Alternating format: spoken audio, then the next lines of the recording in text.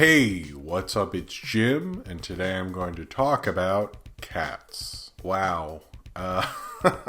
There's almost too much to say about cats in a weird way, and almost nothing you can say that will ever describe how weird, strange, and odd this full experience of this movie was. I've never been to a movie where people were snickering and laughing the whole theater and then cheered triumphantly at the end of it. Like, I don't think it's bad because I was into it the whole time. I wasn't bored. I was kind of fascinated by the whole experience of it. I mean, it's not good, but it also is, strangely. It's like really watchable, but also like definitely a total train wreck. And it's sort of both like really bad filmmaking, like for a movie that's supposed to be about dance, Tom Hooper does not know how to shoot dance. And also for a movie about cats, I don't think Tom Hooper knows any cats. I don't understand the logic of it. Like, I thought Jellicles was the name cats name themselves, but I also think it's like their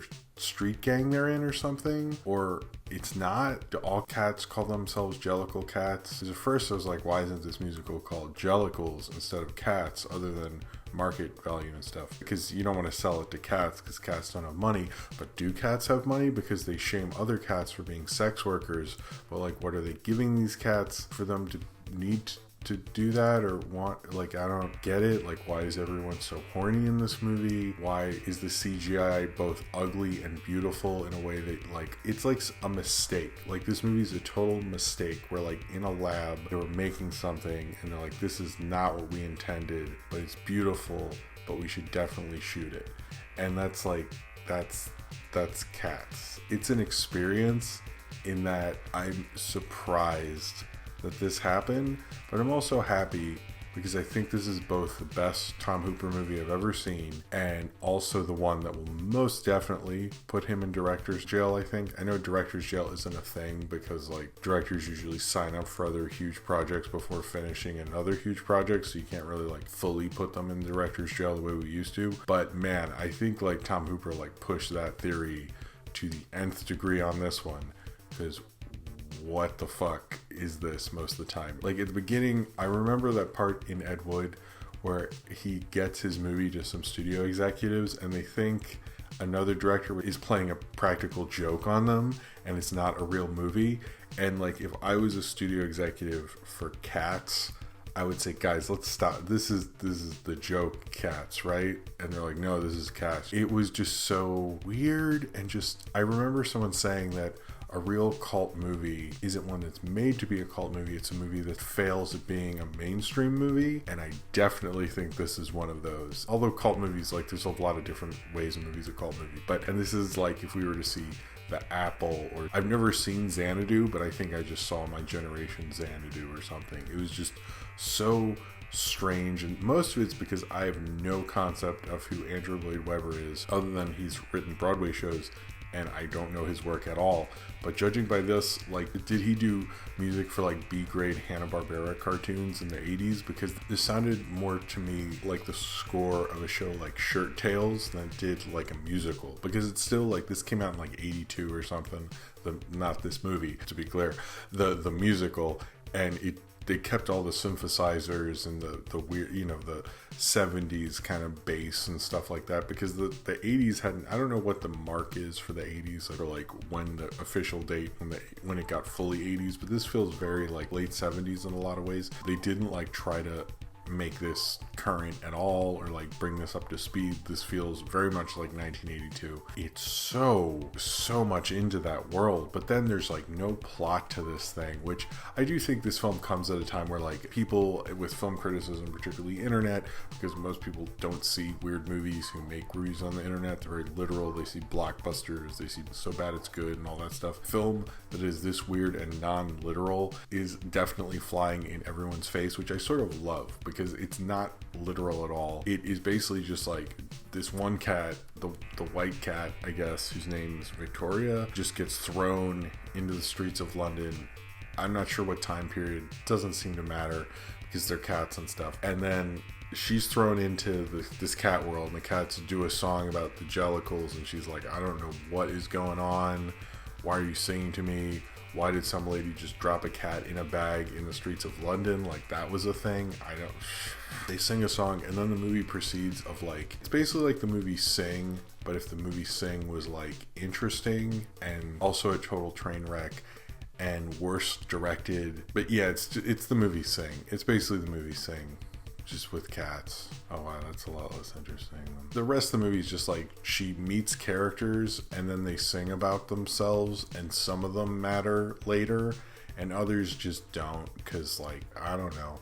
And then it just keeps doing that, and because they're going to do this big competition on which is the most Jellicle cat, and that cat gets to go to cat heaven or something and come back as like anything they want, but they don't establish, like, do you get to come back as like another animal or like another kind of cat or like, I don't, like a muskrat or something or a possum.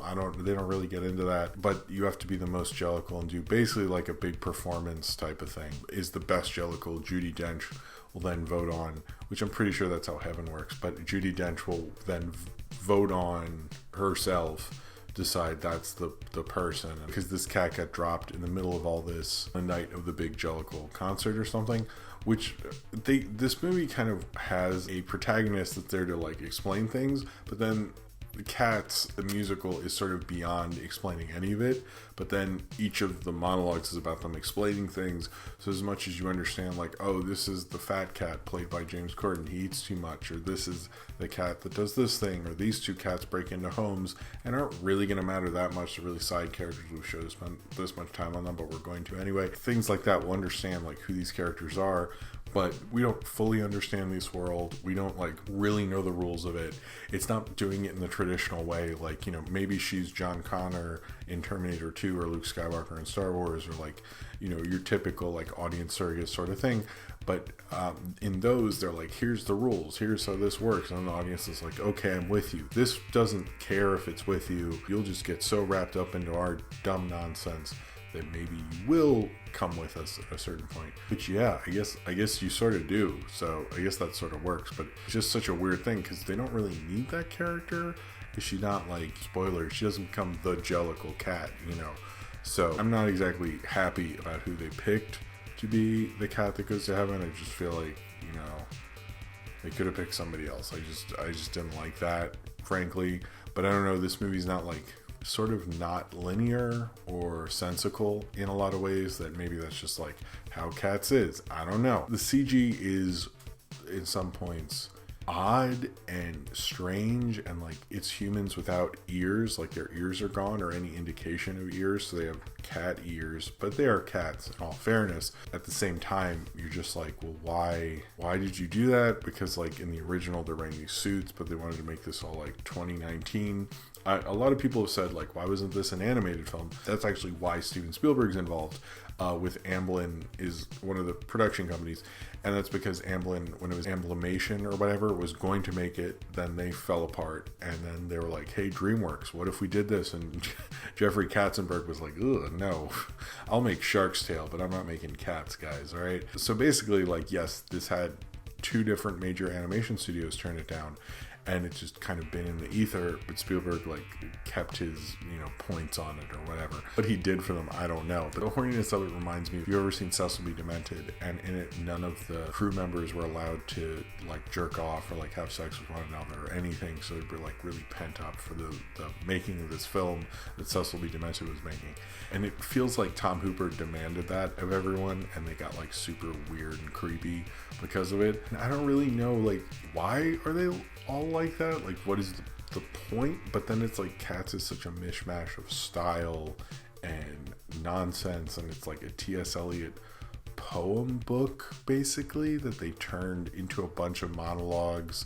And then Memories is in there with a new Taylor Swift song, which she doesn't sing. She sings a different song. Also, this movie is so weird, and there's so much going on, and there's so many critics using like every descriptive thing they can think of in all their reviews that no one's talking about. Taylor Swift has an English accent when she sings in this, and it's sort of bad. And like, why is that gone under the radar? Like, there's so much to endure in this movie. There's crazy ass things that people aren't going to bring up, like when Idris Elba, like, he's wearing like a coat and like a fedora and all this stuff, and then he takes it all off, and his cat fur is the same color as his skin, so it basically looks like he's like a naked Ken doll when he's dancing and singing and stuff, and that's like disturbing. Like, there's a reason like they covered up Idris Elba in all the trailers and the rest of the movie, is because when you see it, you're just like, was he like dancing naked in front of all these people? I mean, I know he's Idris Elba and very attractive, but it's weird. Why is he like that? Why do some of the female cats have breasts and the others don't? And like, but cats don't have breasts, so like, why is that a thing? There's just so many things.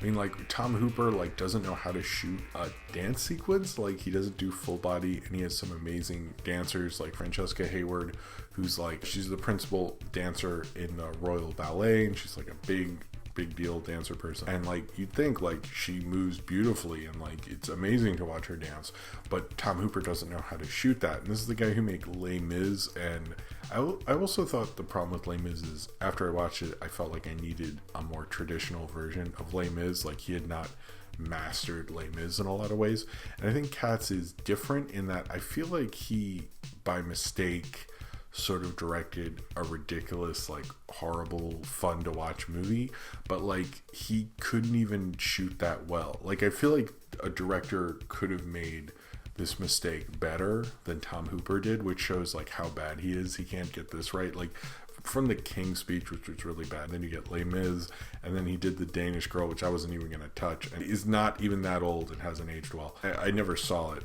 but it looked pretty bad. This is just like ugly and beautiful all at the same time, and it's like hard to understand like why I was so compelled by it, because there were a few times I was like, man, this is going on for a little bit, and then it would just like pick me back up again in its own stupid nonsense. Like, I was like, man, what do Jellicles do when Jellicles do, or whatever. Andrew Lloyd Webber is like really bad. Like, I didn't know this, but like, he, other than Memories, which isn't even that long, he sort of sucks. Like, sometimes when you see a musical, like a big musical, turn into a movie, like Into the Woods, I wasn't really into that.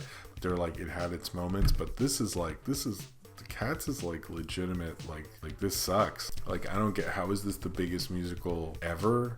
Like, I don't even understand. Like, is it because like maybe you could be a Jellicle, but like, I don't even understand like how you could be like a fan of this. Yeah, this is really bad. I wouldn't even say it's the worst movie of the year, because it's just like, it makes me wonder about what the fuck happened with this. And like, studio filmmaking now is like so safe and so prepared, and so they can't have epic disasters like this, and the fact that this happened makes it wonderful.